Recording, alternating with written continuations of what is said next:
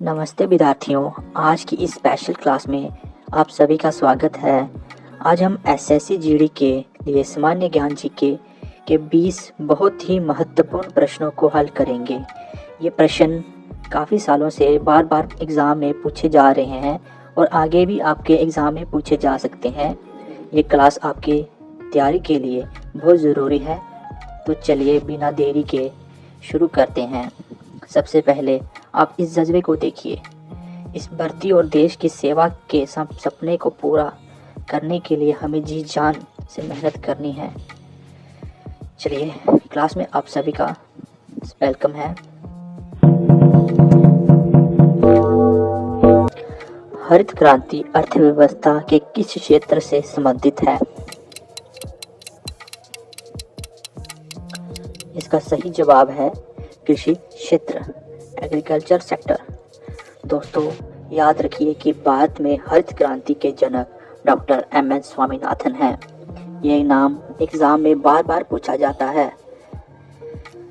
अगला प्रश्न है, भारत में हरित क्रांति का मुख्य लक्ष्य क्या था? इसका जवाब है कृषि उत्पादन बढ़ाना, इंक्रीजिंग एग्रीकल्चर प्रोडक्टिविटी, यानी कम जमीन पर वैज्ञानिक तरीकों से ज़्यादा अनाज पैदा करना ही इसकी असली मकसद था। आज़ादी के बाद भारत भुखमरी से काफ़ी प्रभावित था। हर साल अकाल पड़ता था। 1960 तक भारत अमेरिका जैसे देशों पर काफ़ी निर्भर था। अनाज की कमी को पूरा करने के लिए ये कदम काफ़ी महत्वपूर्ण था। इसकी नींव पहली पंचवर्षीय योजना में ही रख दी गई थी।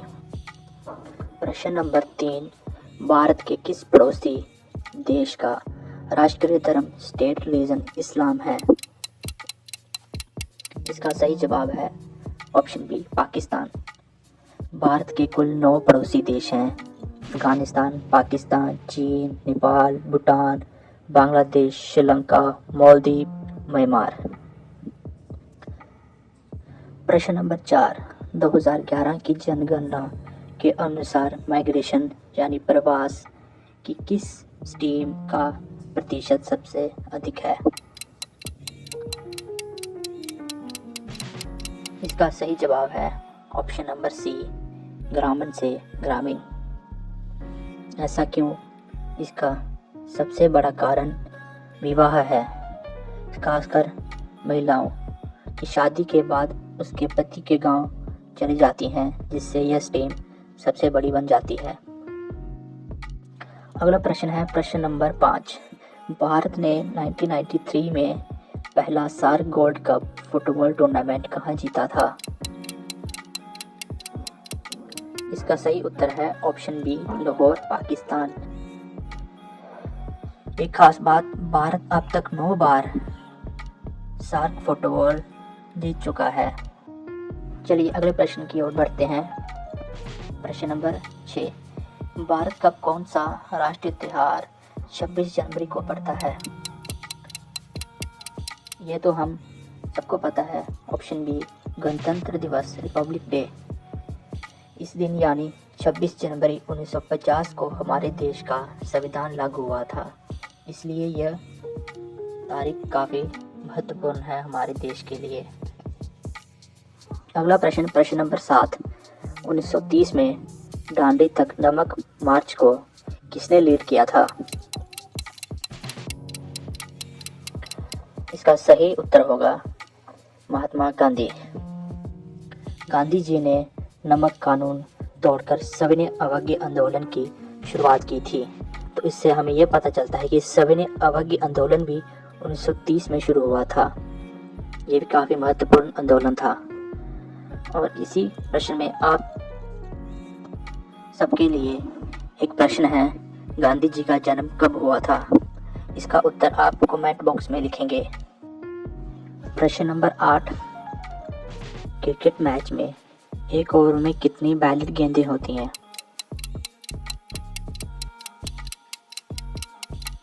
इसका सही उत्तर है ऑप्शन ए, 6 गेंदें। अगले प्रश्न में आपसे पूछा है कि आपके चेक पर जो MICR नंबर के पहले 3 अंक होते हैं वो हमें क्या बताते हैं?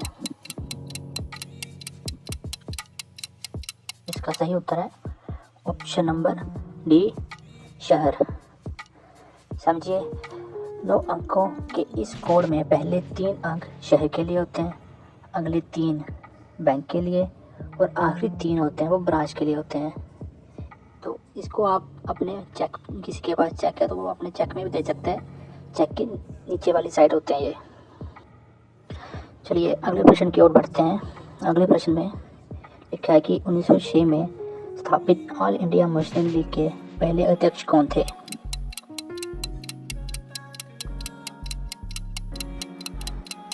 तो इसका सही उत्तर होगा ऑप्शन नंबर डी, आगा खान तृतीय।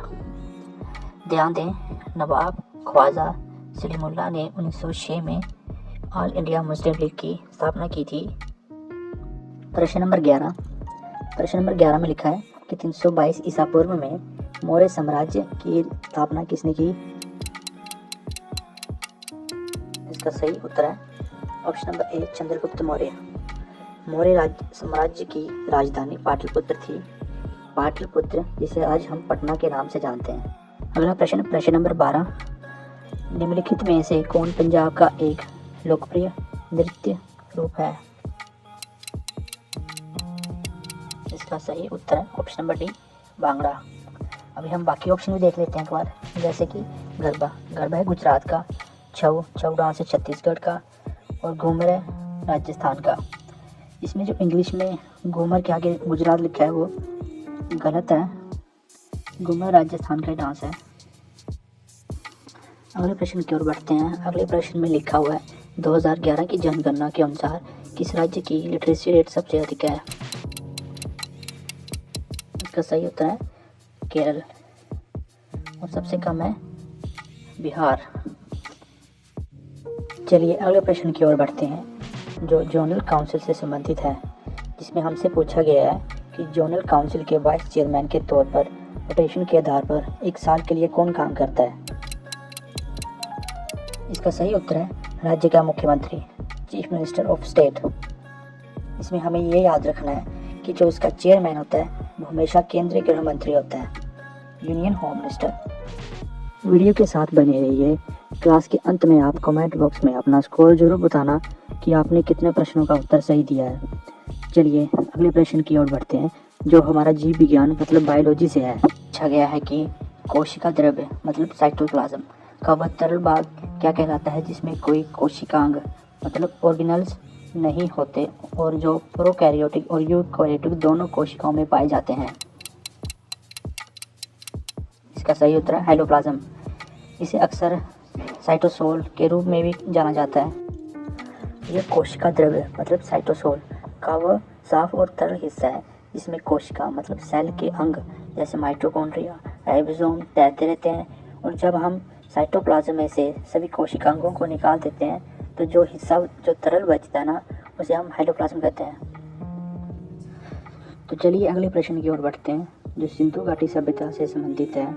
इसमें पूछा गया है कि कौन सी जगह जो सिंधु घाटी सभ्यता से संबंधित है? इसका सही उत्तर है मोहनजोदारो। मोहनजोदारो की खोज 1922 में आर.डी. बनर्जी ने की थी। प्रश्न नंबर 17, इसमें पूछा है हरित क्रांति के समय किन 2 फसलों की जो प्रोडक्टिविटी थी वो सबसे ज़्यादा थी? इसका सही जवाब है गेहूं और चावल। ये इसलिए था क्योंकि इस समय जो गेहूं और चावल के जो बीज थे वो हाई यील्डिंग वैरायटी के थे, इनकी वजह से इन 2 फसलों की जो प्रोडक्टिविटी थी वो काफ़ी ज़्यादा हो गई थी उस समय। अगला प्रश्न हमारा पहली पंचवर्षीय योजना पर आधारित है। पहली पंचवर्षीय योजना किस क्षेत्र पर केंद्रित थी? इसका सही उत्तर है कृषि। पहली पंचवर्षीय योजना कृषि क्षेत्र पर केंद्रित थी जो कि 1951 में लाई गई थी। ये योजना हेराल्ड डोमर मॉडल पर आधारित थी। अच्छा, एक बेसिक क्वेश्चन है जिसका जवाब आप कमेंट बॉक्स में दीजिए कि वर्तमान में पंचवर्षीय योजना के बदले में कौन से आयोग का गठन किया गया है।